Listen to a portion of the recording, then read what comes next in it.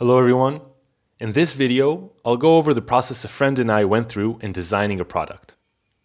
We'll start from the initial concept and end at the final prototype we made. The idea came to mind while we were trekking the Alta Via Uno in Italy. We were wondering how much force we were exerting on our trekking poles, and how come we never saw any trekking poles that showed this information. I mean, it should be pretty simple to make. Put a load cell in the trekking pole handle or something, a microcontroller, Bluetooth device, a small battery, and we're good to go. Or so we thought. After returning back home, we looked around for trekking poles that had this feature. We found this article, which built an experimental setup to measure the forces on trekking poles, which made us realize that people might be interested in this kind of product. But it didn't seem to be mass manufacturable, and we were aiming to make an actual product people could buy. We also found many references to trekking poles having many possible positive effects on users. But it depends on how much the user is actually exerting forces on the trekking poles. So after finding these excuses to start our project, we got to work. I'll start by reviewing the mechanical design, continue with the electrical design, quickly go over the script for the microcontroller, then summarize. Our initial thought was to make a small module that we could sell to trekking pole manufacturers. The manufacturers would insert the module into the handle in the manufacturing process, and the module would allow the users, via Bluetooth, to see the forces they exerted on the poles. Barak and I have experience with microcontrollers, and we assumed we could handle all the electronics. So we started off by tackling the components we weren't 100% sure about. First off was the load cell. We looked for small diameter compression load cells that would fit inside a trekking pole handle and could measure around 20 kilograms of force. Unfortunately, the smallest diameter load cell that fits those specifications is 19 millimeters, while the biggest inner diameter handle we found is 18 millimeters. Additionally, the load cells cost around $25, which would make the final product too expensive. Here's where Barak's 3D printer started coming in handy. We decided to design our own load cell.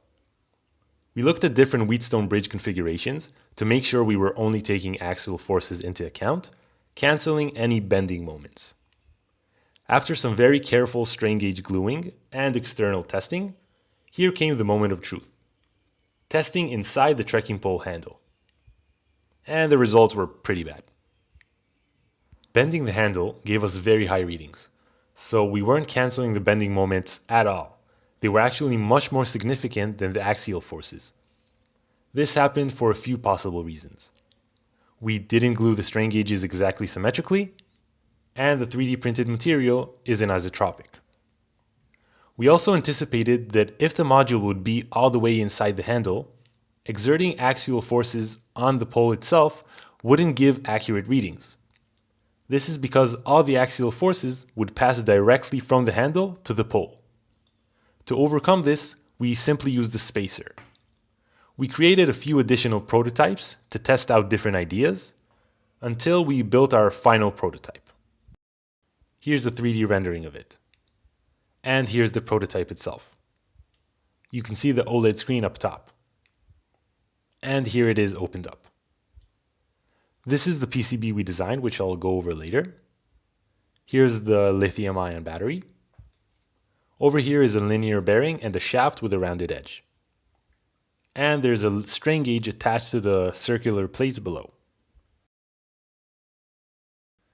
Now let's go over the electrical design.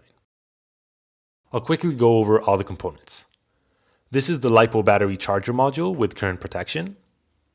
This is a voltage regulator with capacitors connecting in and out to ground as recommended by the datasheet. This is the BLE module we used with TX and RX connected to our ATtiny 85 microcontroller. On the right here is the Wheatstone bridge with a single strain gauge. To suppress noises, we connected capacitors in parallel between the strain gauge legs and between the differential outputs. The differential outputs from the Wheatstone bridge are connected to a power monitor, which measures the voltage difference and passes it via I2C communication to our microcontroller. Additionally, these header pins are put here to allow the OLED to connect to the microcontroller as well. And this is an IC socket for our ATtiny 85 microcontroller. Many improvements can be made here, but this was more than enough for testing our prototype. Here's the PCB layout, 2 layers in total. Now let's quickly go over the microcontroller code. And here's the script. I based the OLED part on a video by Gadget Reboot, and as always, I put a lot of comments in case I miss something. The TinyWire library is for the I2C communication of the INA, the software serial is for the Bluetooth communication, and the SSD library is for the OLED. I declare Bluetooth and OLED objects, and here are some addresses I'll use for the INA, for the configuration, and for reading results. Here I initialize all the communications and clear the OLED screen. Here I'm configuring the INA to have a plus minus 320 millivolt range, 128 samples, which is the highest averaging mode possible, and a continuous shunt voltage measurement. I'll show the register map on the side here. In the loop, I read the shunt voltage from the INA, then display it on the OLED screen. I send the result to my smartphone as well. And finally, I delay for 70 milliseconds because of the time it takes for the 128 samples in the INA. And this is where we pretty much stopped.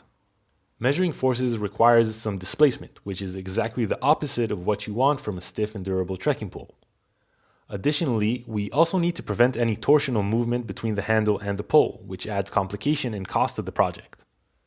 Combining these mechanical requirements, among others, turned out to be the most challenging part. And without any manufacturing facilities, we weren't sure how to proceed. Looking back at the article I showed earlier, we can see the researchers worked in collaboration with Gabel, a trekking pole manufacturer, among other things. So this is definitely something trekking pole manufacturers are interested in. If any of you come up with an idea to solve this problem, I encourage you to pursue it and maybe even contact the manufacturer. It's a very interesting process that can potentially become profitable. That's it for this video. Thanks for watching and see you next time.